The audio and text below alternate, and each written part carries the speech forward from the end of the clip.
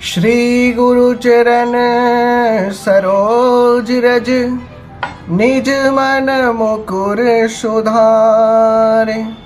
बरनउँ रघुवर विमल जसु, यो दायकु फलचारि। बुद्धिहीन तनु जानिके, सुमिरो पवन कुमार। बल बुद्धि विद्या देहु मोहि, हरहु कलेश विकार। मेरे प्यारे श्रोताओं, सभी माताओं, दर्शकों, देवियों, सज्जनों, आप सभी को फिर एक बार स्वागत करता हूं हनुमान जयंती के पावन प्रसंग के साथ।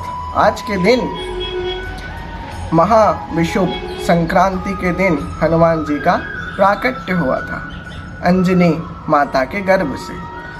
तो हनुमान जी के जन्म के दो प्रसंग आज हम जानेंगे जन्म के विषय में, जो विविध पुराणों में वर्णित है। तो पहला प्रसंग जानेंगे, तो उससे पहले हनुमान जी की वंदना करते हैं।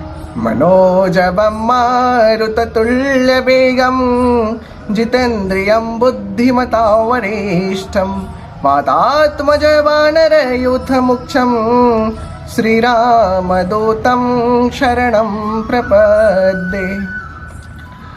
लाल देह लाली लसे, और धरि लाल लंगूर।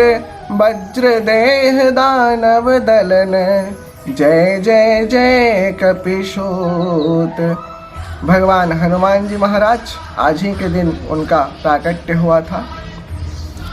तो पहला प्रसंग जानेंगे। ऐसा क्यों कहा जाता है कि रघुपति कीन्ही बहुत बड़ाई, तुम मम प्रिय भरत ही सम भाई। ऐसा क्यों कहा जाता है कि भगवान राम जी हनुमान जी की प्रशंसा करते हुए कह रहे हैं कि तुम मेरे प्रिय भरत के समान मेरे एक भाई हो।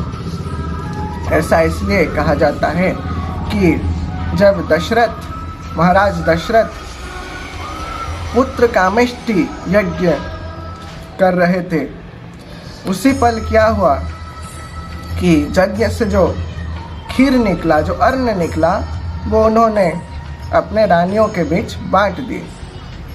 कौशल्या जी के बहुत अन्न का परिमाण बहुत ज़्यादा था, तो इन्होंने 3 हिस्से में बांट दिए। एक भाग खुद रखे, दूसरा हिस्सा कैकेयी को दिए और तीसरा हिस्सा सुमित्रा जी को दिए। सुमित्रा जी को कैकेयी जी भी एक हिस्सा दिए थे।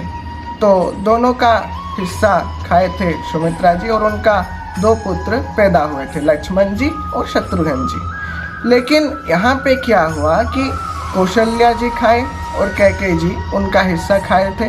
लेकिन कौशल्या जी जो हिस्सा कैकेयी जी को दिए थे, वो उन्होंने बाद में खाऊंगा सोचकर खिड़की में रख दिए थे। तो एक चील आया और उसके पंजे में उठाया और ले गया वो अन्न को।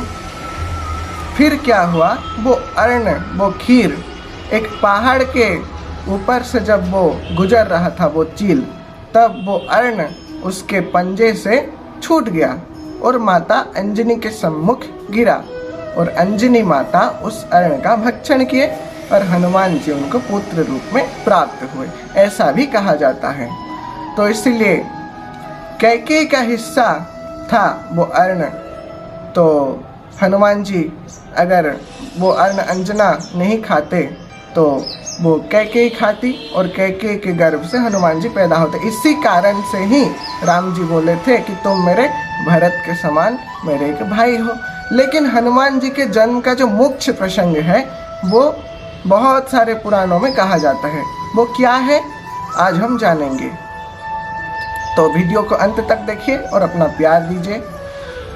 और हनुमान जी के जन्म का जो मुख्य प्रसंग है वो यही है कि एक दिन क्या हुआ कि शिव जी गए थे बैकुंठ भगवान विष्णु से मिलने के लिए। तो शिव जी बोले नारायण से, हे प्रभु, आप जितने भी अवतार लिए थे मैंने सब कुछ देख लिया हूँ, और एक रूप मुझे दिखा दीजिए। मुझे आपका सुंदर मोहिनी रूप थोड़ा दिखा दीजिए। तो जब ये कहते हैं तो विष्णु जी कहते हैं, हे शंकर जी आप इसको मत देखिए, क्योंकि जब मैं अपना मोहिनी रूप दिखाऊंगा आप भी मोहित हो जाएंगे। तो शिव जी कहते हैं,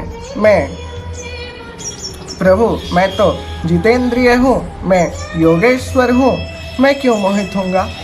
तो विष्णु जी कहते हैं, वो मोहिनी रूप में ही ऐसा आकर्षण है कि जो कोई भी उसको देखता है वो आकर्षित हो जाता है। लेकिन शिव जी देखने के लिए जिद पर बैठ गए, अड़ गए और बोले, जैसा भी हो प्रभु मुझे दिखा दीजिए वो मोहिनी रूप, वो सुंदर स्वरूप।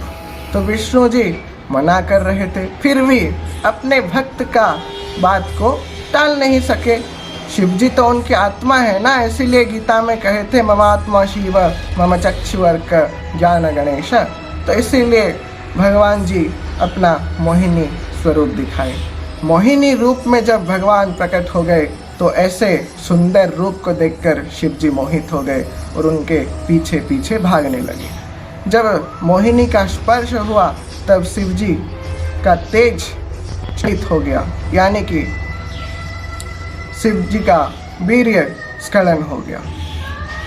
उसके बाद क्या हुआ कि भगवान नारायण अपने रूप में आ गए और सोचने लगे कि शिव जी का ये वीर्य, ये तेज अगर धरती पे गिरेगा तो धरती ध्वंस हो जाएगा, धरती का विनाश हो जाएगा, प्रलय हो जाएगा। तो वो तेज को नारायण अपने हाथ में ले लेते हैं और शिव जी के साथ दोनों एक साधु के वेश में अंजनी माता के पास जाते हैं। अंजनी माता को किसने बाल्यकाल में कहा था कि तुम मतलब कुंवारी में गर्भ धारण करोगी, तो इसलिए अंजनी माता व्यथित होकर, चिंतित होकर एक गुफा पे तपस्या कर रही थी। तो जब विष्णु जी और महादेव जी जाके पानी मांगे तो अंजनी माता बोले, मैं किसी पुरुष का मुख दर्शन नहीं करती, मैं अंदर से पानी दूंगी, आप बाहर से पी लेंगे। तो राजी हो गए भगवान भोलेनाथ और नारायण। और नारायण बोले, क्या तुम गुरु मंत्र लिए हो?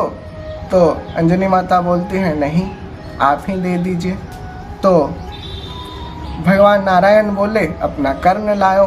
तो जब अपना कान लाओ बोले, कान में ही गुरु मंत्र दिया जाता है।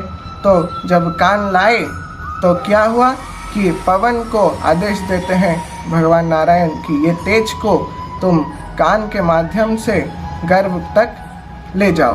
तो पवन जी उस वीर्य को, उस तेज को, शंकर जी के उस तेज को कान के माध्यम से गर्भ में स्थापित करते हैं और उसके बाद अंजनी माता का विवाह केसरी जी से होता है। तो इसीलिए कहा जाता है, शंकर सुवन केसरी नंदन तेज प्रताप महाजगवंदन।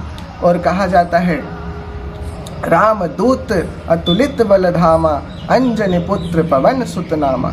इसलिए हनुमान जी के पिता पवन देव भी हैं, तो उनके कारण से ही वो वीर्य जाके गर्भ में स्थापित हुआ था। और अंजनी माता केसरी से शादी की, इसलिए हनुमान के पिता केसरी हैं। और जैसा कि शंकर जी के तेज से उनका प्राकट्य हुआ, इसलिए उनके पिता शंकर जी भी हैं। फिर आऊँगा कुछ प्रसंग के साथ, तब तक के लिए लाइक, शेयर और सब्सक्राइब करना ना भूलिए आपके favourite YouTube channel RPK Ram ji को। जय बजरंग बली, जय श्री राम।